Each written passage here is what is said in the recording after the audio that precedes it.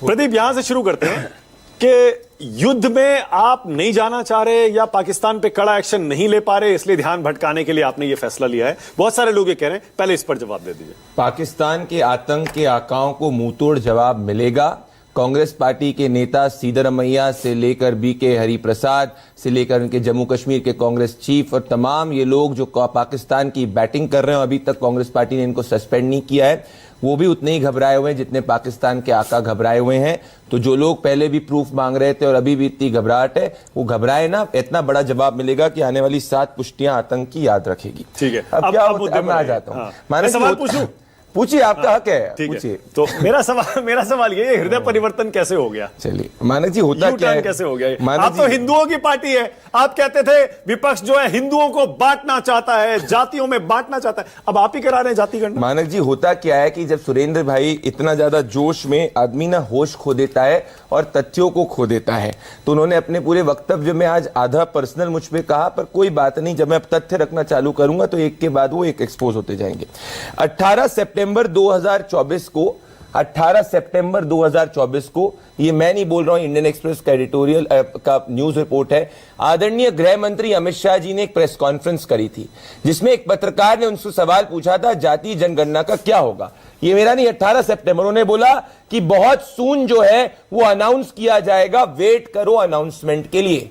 18 सितंबर 2024, तो पता नहीं ये किस बात का क्रेडिट क्लेम कर रहे हैं। अब चलिए देखते हैं कि इनको क्या है। राहुल गांधी की पैदाइश है 1970 की, 1931 तक जातीय जनगणना चल रही थी।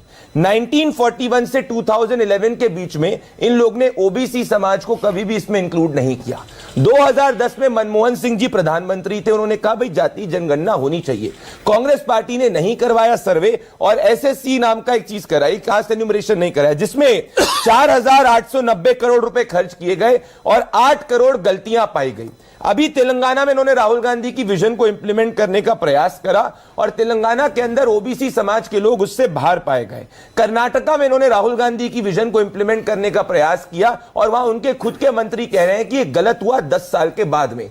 हम जो भी काम करते हैं वो देश हित में करते हैं। 10% आर्थिक गरीब को अगर आरक्षण देने की बात है, प्रधानमंत्री मोदी जी ने करी है। हम तो हमेशा सोशल जस्टिस के साथ ही खड़े हुए हैं। कांग्रेस एक पॉलिटिकल टूल के रूप में कास्ट सर्वे का इस्तेमाल कर रही है। आप हमारे एक भी शीर्ष नेता का बयान दिखवा दीजिए, गृह मंत्री जी, प्रधानमंत्री जी का, पार्टी प्रेसिडेंट जी का, जिसने कभी भी कहा कि भाई कास्ट सेंसस नहीं होना चाहिए। हम तो कह रहे हैं सेंसस के साथ कास्ट एन्यूमरेशन होना चाहिए। ये तो पॉलिटिकल टूल और सिर्फ सर्वे की बात कर रहे हैं। सर्वे और सेंसस में फर्क होता है। इनने सिर्फ और सिर्फ सर्वे की बात करी, हम सेंसस की बात कर रहे हैं। तो इसीलिए आज देश को पता है कि कांग्रेस जो पॉलिटिकल एजेंडा इस्तेमाल करने का प्रयास कर रही थी, आज हर ओबीसी इस बात पे खुश है कि प्रधानमंत्री नरेंद्र मोदी जी ने उनका ड्यू हक उनको दिया है। ठीक है, मतलब जाति गणना से हिंदू नहीं बटेगा ना?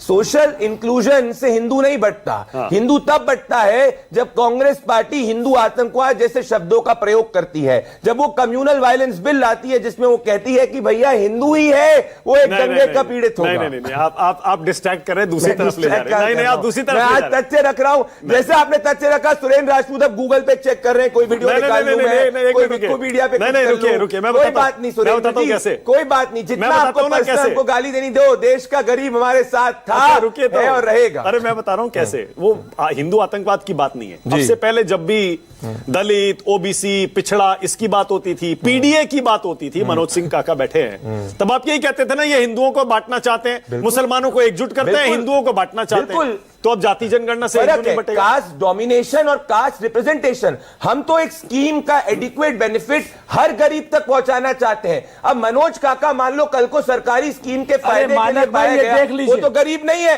तो हम चाहते हैं कि गरीब को मिले, इसीलिए रिप्रेजेंटेशन चाह रहे हैं। और ये इतने फोटो दिखा रहे, तो राजीव गांधी तो आरक्षण के भी खिलाफ थे। सबसे बड़ी लॉन्गेस्ट स्पीच राजीव गांधी ने अपने इतिहास में कभी दी तो आरक्षण के खिलाफ दी।